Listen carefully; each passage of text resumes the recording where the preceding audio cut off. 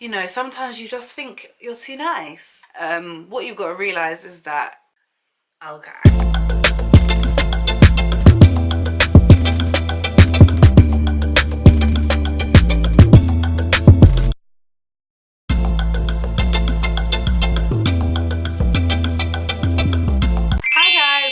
My channel Jessica B. I am Jessica. Thank you so much for clicking on my channel. Thank you for liking, subscribing. It means a lot, as you could have been doing something else. Please make sure you leave comments. I'm all open for comments if you want to see something or you have a question. Today's video is reasons why you're still single in 2017.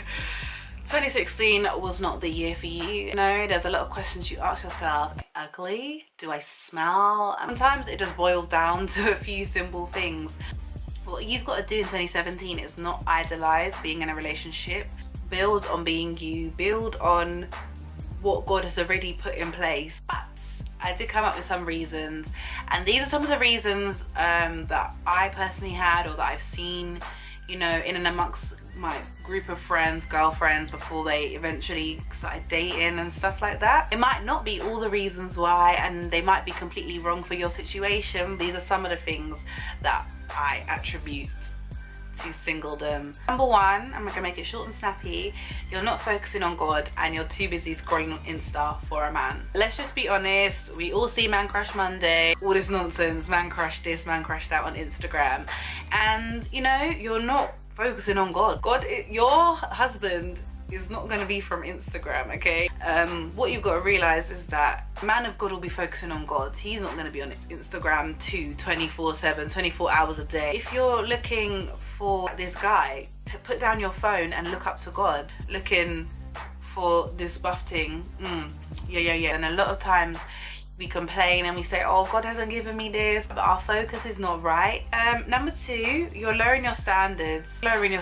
Real men of God, like not fake guys that just put their best foot forward and tell you they read the Bible, this and that and that, and you know, they give you all the CV, but you never see it put into action. Real men of God out there, they don't want breast, okay? They want brains. If you think that, you know, wearing the top and the breastises, if you think putting all this too much makeup, because I know I wear makeup, so I'm not oblivious to that, guys, but I'm just saying, if you really just midnight glam every day, all other guys are going to be looking at you too. So he's not going to want to be walking down the high street or in town with you and all guys are looking at you too. That's his girl, you know.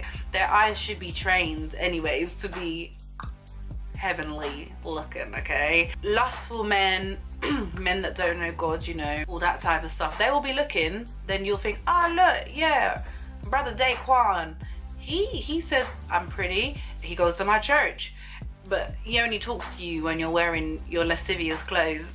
You know what I mean? So don't lower your standards to try and catch a man. Number three, your long-term goals are not in place.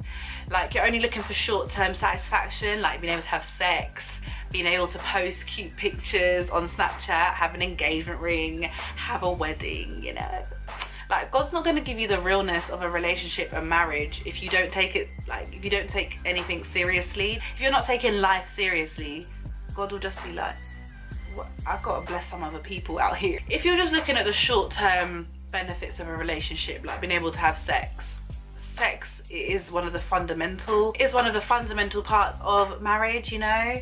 It's a great thing, but don't be just looking at that, honey, okay? Because God forbid anything happens, what are you gonna do then? Things like having him on Snap, posting that first picture of your engagement ring, you know, getting those 200 likes that you've always wanted, having those wedding day pictures.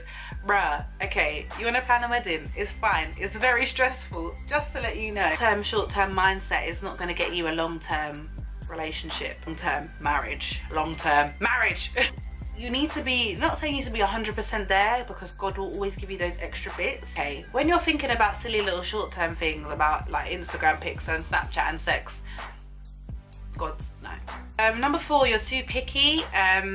Like, sometimes, I mean, at the end of the day, like, you can't always be like, I deserve that, I deserve this, I deserve that. Don't just pick anyone, but sometimes God will give you that person for a reason. But once you know, give it a try, date maybe for a month, you might be like, oh, I see why. You know, you got to pray, God, open my eyes to more than just physical. Let me see spiritual. You know, sometimes you just think you're too nice. And the last one, you're not involving God in anything. Not even involving God. He should be the driving force behind everything you do. Like, he should be the driving force behind everything. You're too bothered in, you know, sending your friend WhatsApp pictures. Do you think this guy is suitable? What do you think about this guy? Like, you're not involving God. All you're thinking about is yourself, and that narcissistic mentality will keep you single for a long time, because all you're thinking about is me. Relationships, especially marriage, it's about two people coming to, wow, I said two people. You cannot be narcissistic, you cannot be selfish, okay? And you can be selfish by thinking about yourself and then blocking out God. He's the one that's going to orchestrate all these things, and you need to put him in the driving seat, asking for the Holy Spirit to direct you and guide you. You know, don't just be going on your own accord. You need to involve God in everything. I mean, don't use God as a dating app, a dating advice. Those are my just top 5 little things of reasons why you could still be single. You know, you might think, oh, I never thought of that, I never thought of this, because it's things that I've done myself. So don't be hating. Don't hate. Please give this video a thumbs up, like and subscribe, and I'll see you guys in my next video. Thank you for watching. Take care. Bye. As well, if I'm looking back at 2016, I feel like I gave out a lot of